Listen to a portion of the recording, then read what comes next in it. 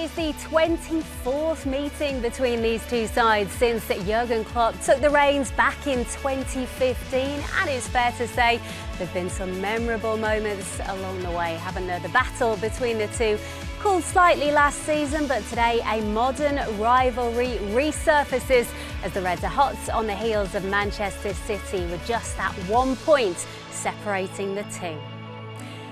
It is the chance for Liverpool then to overtake City and claim that top spots in the Premier League table. A 12:30 kickoff, an early one today, and we've got all the build-up ahead of our live audio commentary for you on LFC TV and LFC TV Go.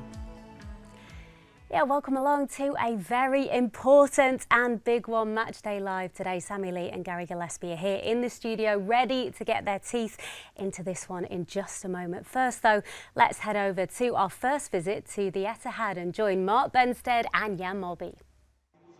Thank you, Becky. A huge game here at the Etihad today. This is actually the fourth time that these two sides have got into this fixture in the Premier League as the top two in the table. Jan, for most match-going fans, this isn't the biggest rivalry, but is it the biggest game for the TV audience globally now, do you think? Yeah, I think so, and obviously we know why that is. We've got two managers who wants to play attacking football. They want to try and win as many games as they possibly can, and also these two have been a rivalry. I mean, Liverpool has been the only serious threat to Manchester City over the last six seasons. Hence the reason that this is kind of the one that round the world they'd look and go, surely this must be the best two teams in the Premier League. Is this the fixture you think that worries City most of all each season? Yeah, I think so, because for two reasons really. We've gone toe-to-toe with them. We've gone toe-to-toe with them in matches. We've gone toe-to-toe with them over a full season. And then, of course, the quality that we have. I mean, a lot of Premier League clubs have got quality. But I think we got, apart from City, probably got as much as anyone else's. And I think that does worry him. And I think if you compare to their last game against Chelsea, you know, playing through them, carrying the ball through their midfield, whatever, we've got same qualities. What do you make of the way Liverpool have closed the gap to City this season? They were so far off them at this point last year. Have Liverpool exceeded your expectations? Yeah, they have. You know, I thought it would be step one, trying to get back into the top four, but it looks like we're after more. The team have done well. Our ability to turn games.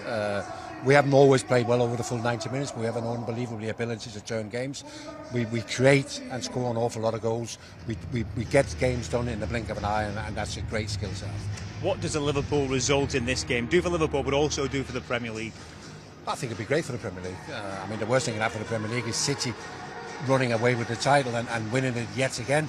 Liverpool winning here today, I think, would give everybody hope. I think we've seen enough to think that it might be possible. But if you could win here today, I think it'd give you real hope that it's back on.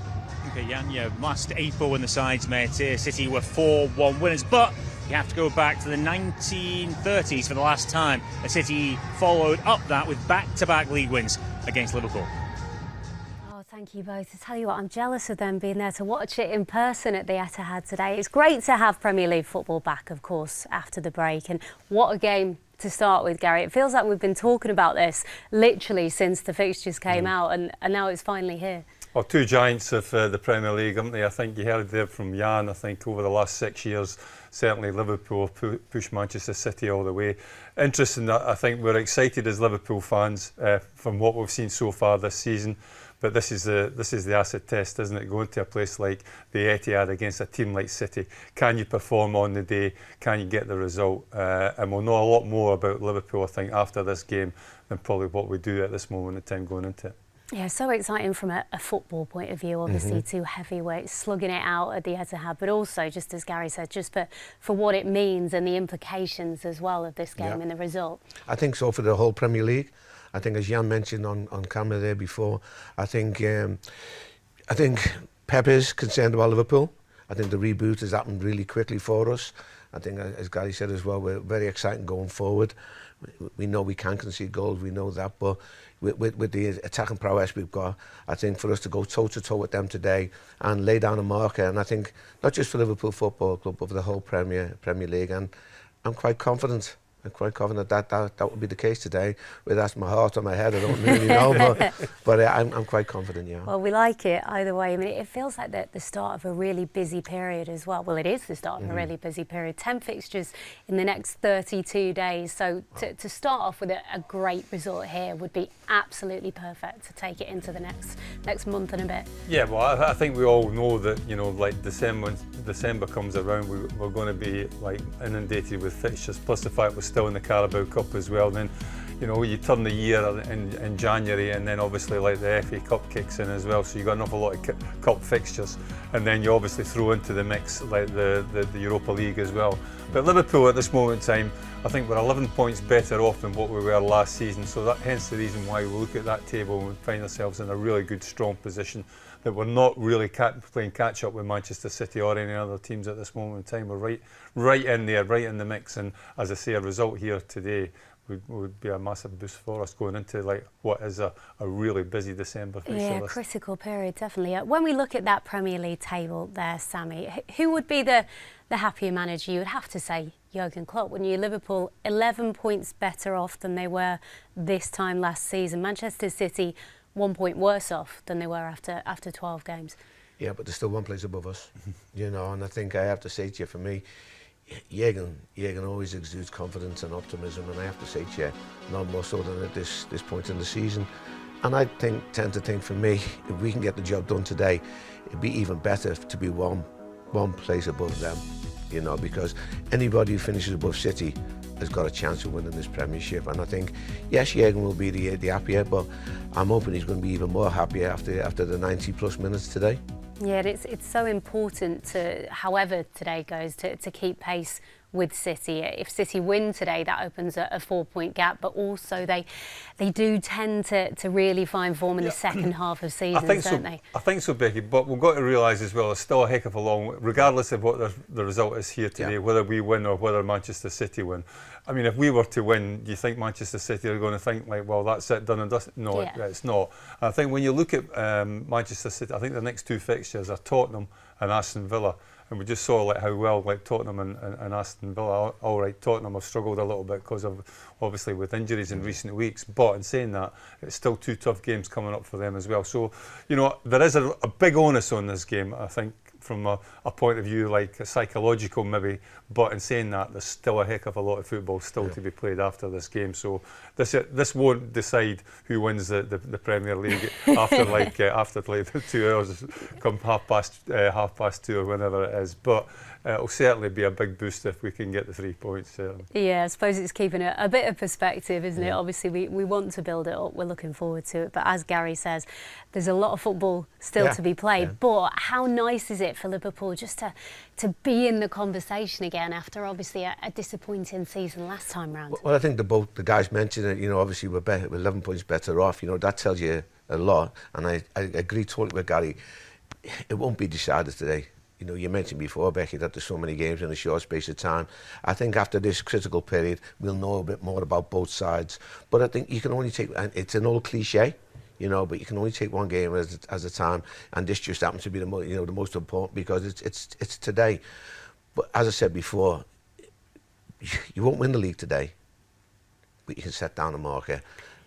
And I think that's crucial for us moving forward. I really do. Yeah, it feels a bit like if Liverpool were to get a result and to come away with 3 points today, it's like the starting pistol almost, isn't it? Of like, right, it's absolutely on now from now until the end of the season.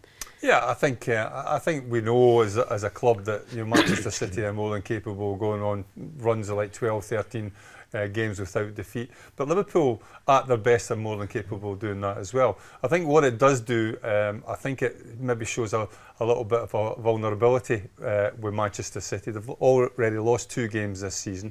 If they were to lose this one again, and let's face it, this is a tough, I mean, you just need to look at their home record. Their home record is absolutely unbelievable. So to get a result here, not just from Liverpool's point of view, but I think with the likes of like people chasing them, Aston Villa, Tottenham, Arsenal, Newcastle, it probably gives them a little bit more belief. And who knows, like, you know, it might be a case that Manchester City, that kind of invincibility that they've had over the last 6-7 years or something like that. It just might chip away at that and give the opportunity for other teams to take advantage and get results against them. Let's talk about the early kick-off, Sammy, because listen, in an ideal world, I think we probably all want this to be a 5:30 or a night game. Even that can't be the case for this fixture. But can that, in a way, work in Liverpool's favour in terms of, a later kick-off, probably a more rousing atmosphere amongst the home fans at the Etihad, whereas it might be a touch subdued? You could be right, Becky, but I think, don't forget, this is Liverpool's 14th early start after the international break. 14, twice as much as any of the local rivals. So I think it's been well versed. Jürgen's mentioned it, but I think it's a case of now, it is what it is, we get on with it. And I think both these teams, they'll generate enough atmosphere to whether it be R12 or R5, and I think we're going to be in for a fantastic spectacle. I'm hoping so anyway. But the most important thing is for us to come out with a result. And I think again, Jürgen's mentioned it before. It's in the past. It's now moving forward, and I tend to think these guys be well versed, well prepared to go out and give the maximum, and hopefully get the maximum from the points today. OK, well, it is the news you've been waiting for. Time for the all-important teams. We can head straight back to the Etihad now and get the Liverpool and Manchester City lineups with Mark and Jan. Thank you, Becky. Liverpool come into this game having won just one of the last 14 Premier League visits to the Etihad, but Jürgen Klopp has a stronger squad from which to choose his side today, so hopefully has a better chance of reversing that run of results. He is boosted by the fact he has Alexis McAllister back from suspension. He comes in as one of two changes from the side that beat Brentford last time out. Curtis Jones is also in from the off as Wataru Endo and Cody Gakpo drop to the bench. Liverpool's team in full then is Alisson Becker in goal, a back four of Kostas Tsimikas, Virgil van Dijk, Joel Matip and Trent Alexander-Arnold. It's Curtis Jones, Alexis McAllister and Dominic Szoboszlai in midfield, with Diogo Jota, Darwin Núñez and Mohamed Salah up top. Salah is 2 goals off 200 for LFC. On the bench it's Kelleher, Gomez, Endo, Kanati, Diaz, Gakpo, Elliott, Gravenberch and Kwanzaa. City had plenty of injury doubts coming into today's game, but perhaps unsurprisingly most are fit and able to play their part. In fact, Pep Guardiola makes just one alteration from the side that drew 4-4 at Chelsea. Josip Gvardiol drops to the bench. Nathan Ake takes his place in the starting 11. It's Ederson in goal then for City. Effectively a back three of Nathan Ake, Ruben Diaz and Kyle Walker. Manuel Akanji will step into midfield alongside Rodri, where Jeremy Doku, Bernardo Silva, Julian Alvarez and Phil Foden will be in advance of them. Erling Haaland will lead the line. On the bench it's Ortega, Carson, Phillips, Stones is back fit and available, Gomez, Gvardiol, Bob and Lewis. Well, Jan, yes, pretty much full strength City side to be expected. From Liverpool's point of view, though, what do you make of the selections by Jürgen Klopp? Well, obviously there was a couple of doubtful Liverpool players, and it looks like most of the doubtful players have made it only to the bench. But I always felt that we needed to get somebody into midfield to go with Alexis and Szoboszlai, and that was Curtis Jones. I think that makes a lot of sense. Although the type of game we're going to have here today, you could also make a really good point about Gravenberch maybe playing because of his ability to carry the ball through Manchester City's press. But I'm not overly surprised about Jürgen has decided to go with. I mean, it's all about trust, isn't it? And I think the players know that even here, Klopp trusts this group of players. There's a lot of debate sort of surrounding Alexis McAllister and how he plays the six. I saw Jamie Carragher saying about it today in advance of this game, about how much sort of examination will be of him today. Is it a gamble, or is it just that show of trust to play him there in a game like this? I think the knowledge of knowing what he's capable of, and I still think we're to see the best of Alexis McAllister, but I do think that Klopp looks and goes, he can more than handle this game. He can more than handle the press you're going to get from Manchester City. He is what we call a press-resistant number 6. All he has to do is show his best form. And so I don't think Klopp would view it as a massive gamble. Yes, there might be people thinking, well, what about in the turnovers? What about when you look at the 5 attacking players that City have? And what are we going to be able to do there, isn't it? But we just have to do that as a team. How do Liverpool expose the space that's created by City pushing a man into midfield from the back? Well, obviously, the two midfield players, the 2-8, Curtis Jones and Szoboszlai, have got massive jobs. When you saw Chelsea 2 weeks ago and who did the job for them, Enzo Fernandez and Conor Gallagher played really well. And our two number 8s today have to play well to get through that and take advantage of that space there is. Then to feed our front men, and we've got a lot of pace, we've got a lot of mobility among the front three, isn't it? So, as I keep saying, we will cause these problems as they'll do the same to us. Is one of the issues for Liverpool the fact there's a different players who can step into midfield? You know, I've said it's one player. It actually could be Aki who moves out, or perhaps neither will move out. You don't exactly know what you're going to get. No, it is a version of total football, the way that they play Manchester City. I mean, even Kyle Walker is capable of playing that role, isn't it? So you have to be, when you play against Manchester City, you have to be on your best. There's so many things you have to be aware of, but obviously Klopp knows that. You know, this is not the first time these two go head to head. Klopp will know mentally you have to be bang on today. Do not switch off for 1 second. Just finally, in terms of threats, one that's maybe overlooked, Phil Foden, very good record against Liverpool. How do Liverpool deal with his pace running with the ball and cutting in? Yeah, that is exactly the problem, isn't it? He's very good at taking the ball on the move. You know, he's always squaring up 1 against 1, isn't it? So again, if he plays on the left and the left side of centre half, we'll have to go out and help Simicast. That's the only way to deal. We will have to double up. It's going to take an awful lot of running today to be able to close down the spaces that City wants to play in. Cheers, Jan. Yeah, a lot of threats in that City side. We didn't even mention Erling Haaland, by the way. Only 2 sides in the Premier League he's not scored against, Brentford and Liverpool. And long may that continue, eh? We'll talk about that in a minute. Thanks very much indeed to Jan and Mott. Before we recap that team news for Gary and Sammy, I just want to point you in the direction of where you can find today's match action across our digital platforms. And it all starts with free highlights at 5:15 on LFC TV Go. Then the full match is available to watch on Go from midnight tonight. And then do look out for the best behind-the-scenes footage from the Etihad when Inside goes live on YouTube and Facebook on Monday. Let's get back to that all-important team news, though there is lots to talk about there. We'll start with Liverpool. Let's talk about the front line first, because there was some debate, Gary, over who would start in the end. It is Darwin Núñez and Diogo Jota alongside Mohamed Salah. Darwin Núñez in fine form on the international break. He picked up 3 for Uruguay, so perhaps not a surprise that he gets the nod? I thought he might have started on the bench, in fairness. I thought they might have played Diaz and played Jota through the middle. But the beauty about Liverpool at this moment in time is they have got options in that department. And to be honest with you, I think out of the 5 players that you want to play there, I think you could pick any 3 from 5, and it wouldn't really detract from the strength of it. Obviously, Mohamed Salah is a given, so it's maybe 3 from 4. But yeah, so no, I think Núñez, obviously, I think he's a confidence player. The fact that he's gone away with his international squad and managed to be amongst the goals, I think will help him. So it's a strong lineup, yeah.